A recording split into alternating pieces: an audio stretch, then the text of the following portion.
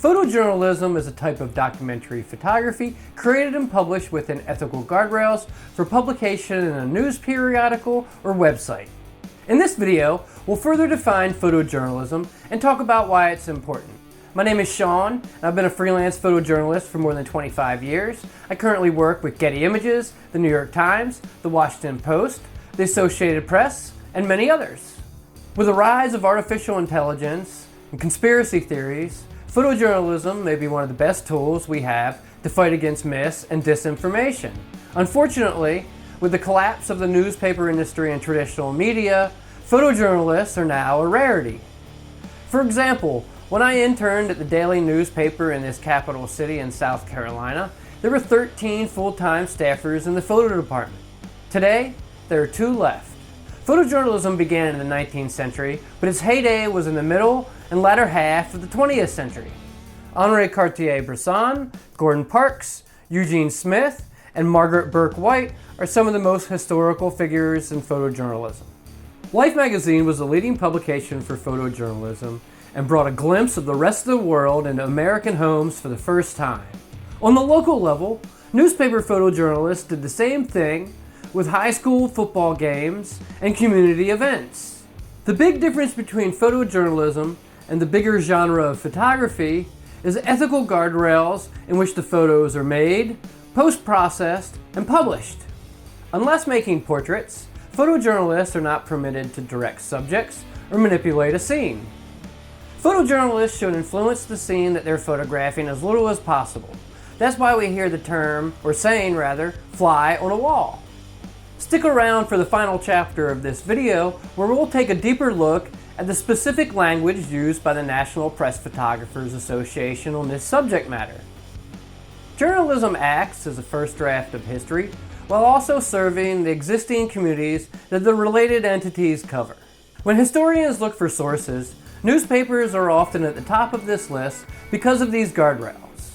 The photojournalist traditionally supplies photos to accompany reports and stories and is responsible for a 1 or 2 sentence caption with each photo. I made a video about writing captions here. Captions follow guidelines that help distinguish photojournalism from documentary photography and photography in general. Caption structure serves as a guardrail and limits the inherent bias that all humans have. All journalists are biased because all journalists are human.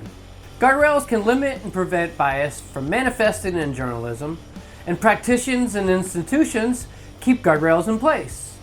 In the United States, people do not have a right to privacy when they're in public space, and photographers do not need consent to photograph or publish photos of identifiable people for documentary purposes.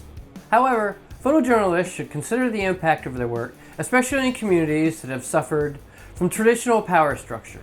Understanding these dynamics can be a learned skill and where a newsroom can be a valuable resource if there's a photo editor and other photojournalists to communicate with.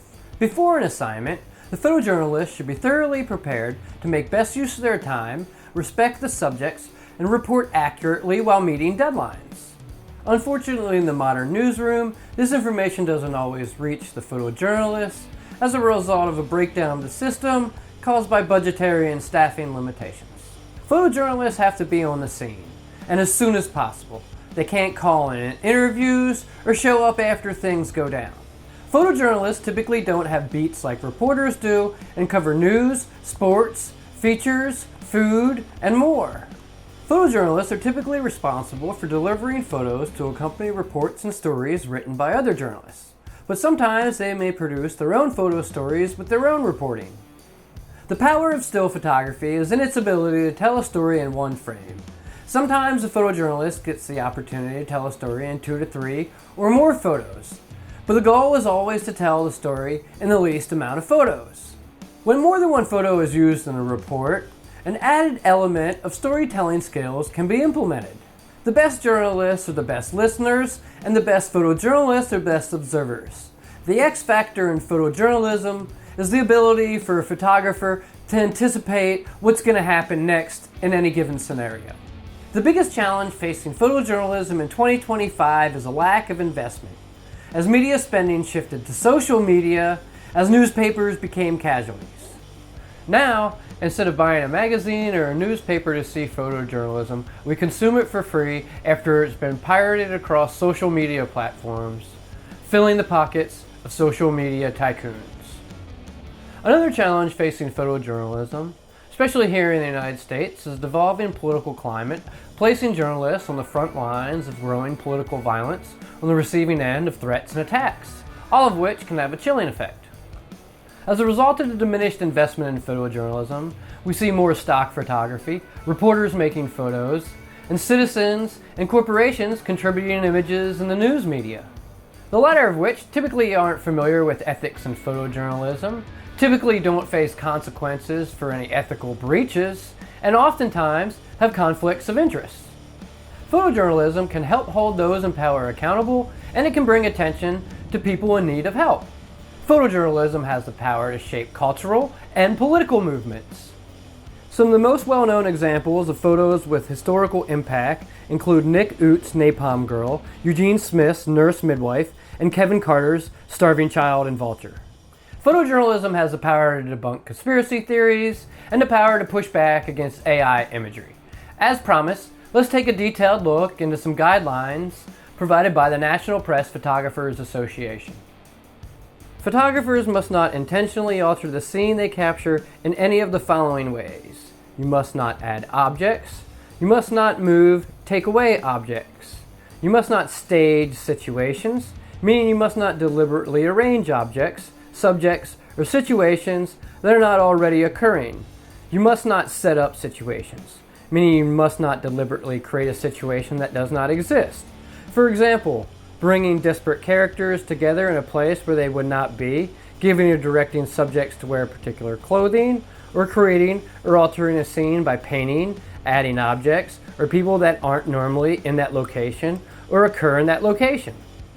You must not ask your subject to reenact actions or scenes that occurred in the past in order to make a photograph. Portraits have different rules. Portraits can be constructed as long as they are identified as portraits in the captions. They must not be made to look like they are naturally occurring events. Post-production. Post-processing, in and of itself, is not manipulation as long as it is within normal limits of toning and color correction. Types of post-processing that count as manipulation. Dramatic changes in color that alter the original color of the scene. For example, changing a gray sky to blue. Color correcting sensor white balance issues from incorrect camera settings is allowed. Changes made by dodging or burning, adjustments to brightness, contrast, color, saturation, sharpening, or clarity that significantly alter the content by obscuring, enhancing, or diminishing elements in the photograph. Just like during making, capturing of an image, you may not add, move, remove, or any objects or persons. You may only use the cloning tool or any other tool to remove dust spots on the image created by the lens, the camera sensor, or dust from scanning physical negatives. You may not use the cloning tool or any other tool to extend the photograph or expand the canvas of the photograph.